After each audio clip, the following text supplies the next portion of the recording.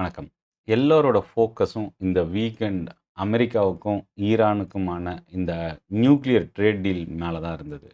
ஆனா, அதில ஒரு பெரிய ட்விஸ்ட் என்ன அப்டின்னா, அது இன்னும் ஒரு 1 வீக் நியர்லி ஒரு டெட்லைன் இருக்கு.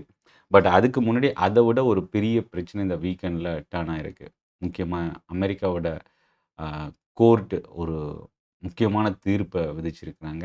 இந்த டாரிஃப்க்கு அகைன்ஸ்டா. ட்ரம்போட இந்த 2025 டாரிஃப் வந்து கம்ப்ளீட்டா இன்வாலிட் அப்படின்னு குடுத்துருக்காங்க. அதாவது இது அ அதிகார வரம்புல வரல. யுஎஸ் பிரசிடென்ட்டோட அதிகார வரம்புல வராததுனால, இந்த டாரிஃப் வந்து இன்வாலிட். அதாவது இது ஏற்றுக்கொள்ள முடியாது அப்படின்றது. அ இப்போ நம்ம இந்த வீடியோல என்ன பார்க்க போறோம் அப்படின்னா, கோர்ட்டோட இந்த ஆர்டர் என்ன? இதுக்கு அமெரிக்காவோட மார்க்கெட் எப்படி ரியாக்ட் பண்ணியிருக்கு? ட்ரம்போட ரியாக்ஷன் என்ன? ஆ, திங்கட்கிழமை மார்க்கெட் எப்படி இருக்க வாய்ப்பு இருக்கு? முக்கியமா குளோபல் மார்க்கெட் ஈக்விட்டி, கமாடிட்டி எப்படி இருந்தது? திங்கட்கிழமை எப்படி இருக்க வாய்ப்பு இருக்கு? இதில இன்னொரு விஷயம் என்னன்னா, ஆல்ரெடி நம்ம இந்தியாவுக்கும், யுஎஸ்க்குமான ட்ரேட் டிஸ்கஷன் நடந்துட்டுருக்கு. நிஃப்டியோட ட்ரெண்ட் வெள்ளிக்கிழமை எப்படி முடிஞ்சிருக்கு? திங்கட்கிழமை எந்த மாதிரி ஓப்பன் ஆகுறதுக்கு சான்சஸ் இருக்கு? சப்போர்ட் என்ன? ரெசிஸ்டன்ஸ் லெவல் என்ன? இத பத்தி பார்க்க போறோம். அது மட்டும் இல்லாம, இந்த டாரிஃப் வந்து வித்ட்ரா ஆகுமா? இல்ல அப்படி ஆனா எந்தெந்த செக்டாருக்கு பெனிஃபிஷியலா இருக்க வாய்ப்பு இருக்கு? இத பத்தி தான் இந்த வீடியோல பார்க்க போறோம். சென்னை ட்ரேடிங் அகாடமி தமிழ்ல ஸ்டாக் மார்க்கெட்ட லேர்ன் பண்றதுக்கான ஒரு பெஸ்ட் யூடியூப் சேனல். சப்ஸ்கிரைப் பண்ணுங்க. சப்ஸ்கிரைப் பண்ணி வாட்ச் பண்ணுங்க. டெலகிராம் குரூப்புக்கான லிங்க் டிஸ்கிரிப்ஷன்ல இருக்கு. வர வெள்ளிக்கிழமை தாம்பரம் சாலையூர்ல ட்ரெய்னிங் செஷன் இருக்கு. அ இந்த ட்ரெய்னிங் செஷன் நீங்க கலந்துக்கணும் அப்படின்னா, என்னோட வாட்ஸ்அப் லிங்க் யூஆர்எல் டிஸ்கிரிப்ஷன்ல குடுத்துருக்கேன். அதுக்கு நீங்க மெசேஜ் பண்ணலாம். அ இதுல இன்னொரு விஷயம் என்னன்னா, அ மார்க்கெட்டோட ரியாக்ஷன் இப்போ சடனா இந்த நியூஸ் வந்திருக்கிறது, எந்த மாரி ஒரு தாக்கத்த ஏற்படுத்தும் அப்படின்றதையும் நம்ம இங்க பார்க்க போறோம். ஸோ ஃபர்ஸ்ட்டு விஷயம் என்னன்னா, அ இந்த கோர்ட் வந்து என்ன சொல்லியிருக்கிறாங்க, நியர்லி 200 பில்லியன் யுஎஸ் டாலர் அளவுக்கு ஆ டாரிஃப் வந்து இன்வாலிட்ன்னு குடுத்துருக்காங்க. ட்ரம்புக்கு இந்த அதிகாரம் இல்ல. அவங்களோட யுஎஸ் காங்கிரஸுக்கு தான் இந்த அதிகாரம் இருக்கு அப்படின்றத மென்ஷன் பண்ணியிருக்கிறாங்க. 6/3 ரூலிங் இந்த 2 மேஜர் கேஸஸ்ல வந்து பார்த்தீங்கன்னா, ட்ரம்ப் கோர்ட் குடுத்திருக்கிறது. அ ஐஇஇபிஏ இந்த சட்டத்துக்கு கீழ தான் ட்ரம்ப் டாரிஃப் உலக நாடுகளுக்கு விதிச்சிருக்கிறார். இந்த ஐஇஇபிஏன்றது international emergency ec economic power act. இப்போ இதுல வந்து ட்ரம்புக்கு அதிகாரம் இல்ல. காங்கிரஸுக்கு தான் இருக்கு அப்படின்றத கோர்ட் வந்து கிளியரா அ குடுத்திருக்கிறாங்க. இதுல இன்னொரு விஷயம் நம்ம கவனிக்க வேண்டியது என்னன்னா, அ இந்த அ டாரிஃப் வந்து ரிமூவ் பண்ணியிருக்கிறது. 25% டாரிஃப் கனடா அண்ட் மெக்சிகோவுக்கு இன்வாலிட்ன்னு குடுத்துருக்காங்க. சைனாவுக்கு 10% டாரிஃப் இன்வாலிட். அது மட்டும் இல்ல, பிராட் ரெசிப்ரோக்கல் குளோபல் டாரிஃப் எல்லாமே இன்வாலிட். இத மென்ஷன் பண்ணி குடுத்துருக்காங்க. ஸோ கிட்டத்தட்ட பார்த்தீங்கன்னா, 200 பில்லியன் இந்த 2025 இந்த டாரிஃப்னால அமெரிக்காவுக்கு கிட்டத்தட்ட 200 பில்லியன். இது வந்து நம்ம இந்திய இந்திய மதிப்புல பார்த்தீங்கன்னா, கிட்டத்தட்ட ஒரு 18,00,000 கோடி ரூவா அளவுக்கு வருது. அ இப்போ இது இன்வாலிட்ன்னு குடுத்துட்டா, இந்த டாரிஃப் வந்து அதிகாரத்தில இல்ல. ஆனா தவறா இது வந்து ட்ரம்ப் பயன்படுத்தி இருக்கிறார் அப்படின்னும்போது, இந்த இதுவரைக்கும் டாரிஃப் ரிசீவ் பண்ணியிருக்கிற யுஎஸ் கவர்ன்மெண்ட் இத ரீஃபண்ட் பண்ணணுமா? இல்ல ரீஃபண்ட் எப்ப பண்ண போறாங்க? இத பத்தின எந்த ஒரு கிளாரிட்டியும் கோர்ட் குடுக்கல.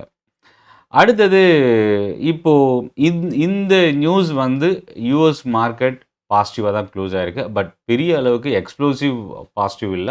ஒரு பாசிட்டிவ் புல்லிஷ் குளோசிங் அப்படின்னு சொல்லலாம். இதுல இன்னொரு விஷயம் நம்ம கவனிக்க வேண்டியது என்னன்னா, ட்ரெஷரி யீல்டு அமெரிக்காவோட ட்ரெஷரி யீல்டு ஒரு ஸ்லைட் அப்டிக் ஆயிருக்கு.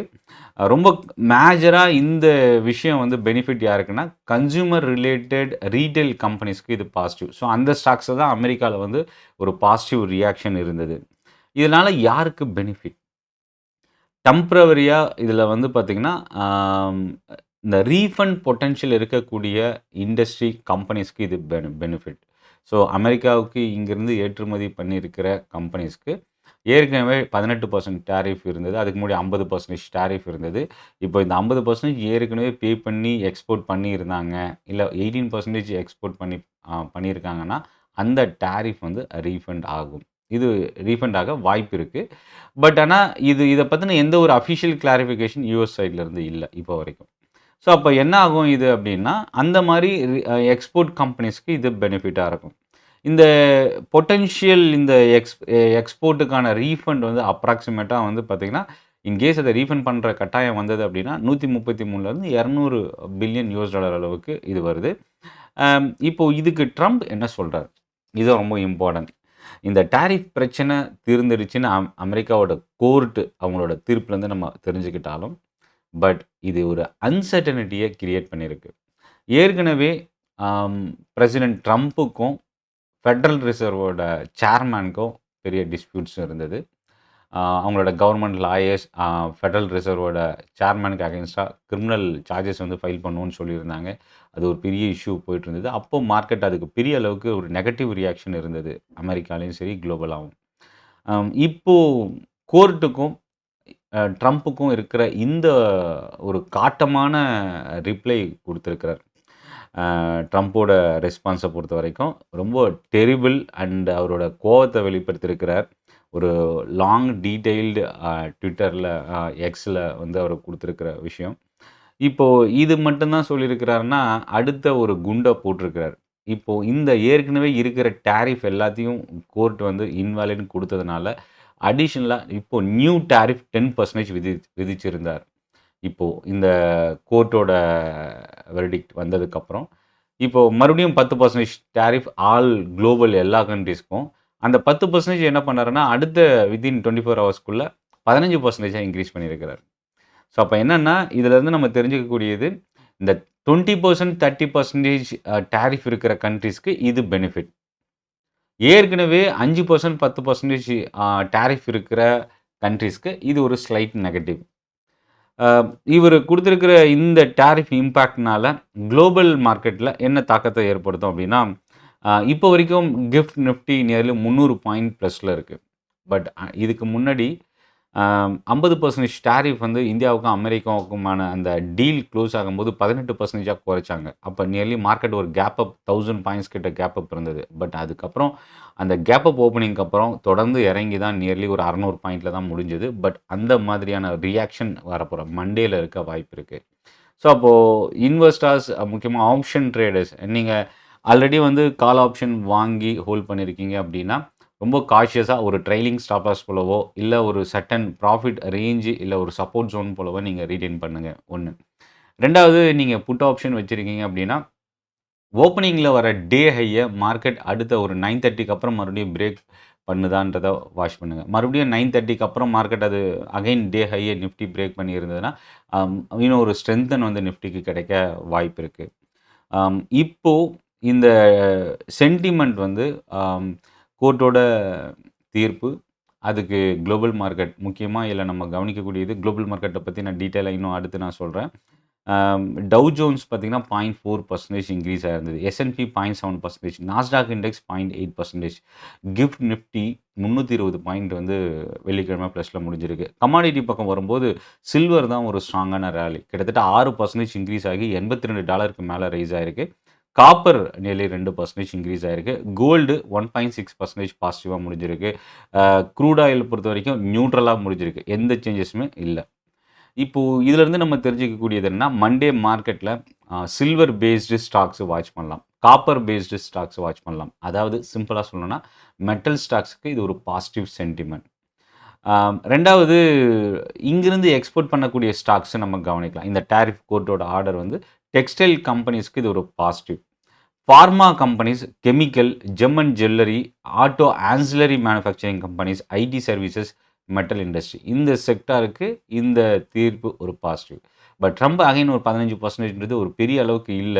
பட் ஏற்கனவே இருக்கிற டாரிஃப் அப்படின்றதுனால அது வந்து ஒரு பெரிய நெகட்டிவா நம்ம எடுத்துக்க முடியாது. பட் 18% 15%ஆ டர்ன் ஆகுமா? அதுக்கான அஃபிஷியல் ஆர்டர் என்ன? அப்படின்றத நம்ம இன்னும் அஃபிஷியலா அது ரிசீவ் பண்ணல. இதுல இன்னொரு விஷயம் நம்ம கவனிக்க வேண்டியது என்னன்னா, இந்தியாவுக்கும், அமெரிக்காவுக்குமான இந்த ட்ரேட் டிஸ்கஷன் தற்காலிகமா ஒத்தி வச்சிருக்கிறாங்க. மேபி அது இது காரணமா இருக்கலாம். ஸோ இதில அடுத்த என்ன ஸ்டெப் எடுக்க போறாங்க அப்படின்றது அமெரிக்காவ பொறுத்தவரைக்கும் ரொம்ப ஒரு க்ரூஷியலா நம்ம பார்க்க முடியுது.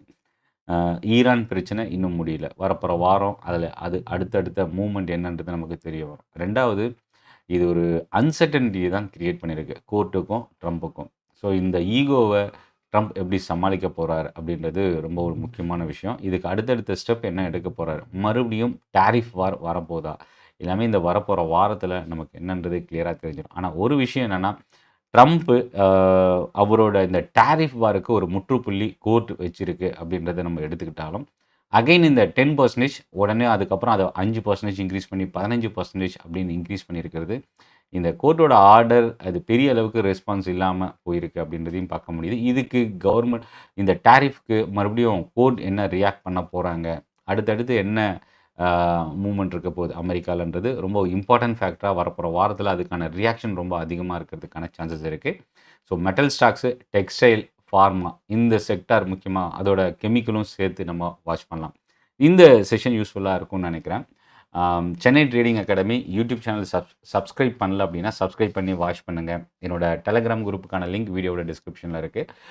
வரப்போகிற வாரம் வெள்ளிக்கிழமை ட்ரைனிங் செஷன்ஸ் இருக்குது. அந்த ஃப்ரீ ஆப்ஷன் ட்ரேடிங்க்கான ட்ரைனிங் செஷன் நீங்கள் கலந்துக்கணுன்னா டிஸ்கிரிப்ஷனில் இருக்கிற என்னோட வாட்ஸ்அப் நம்பருக்கு நீங்கள் மெசேஜ் பண்ணலாம். நன்றி, வணக்கம்.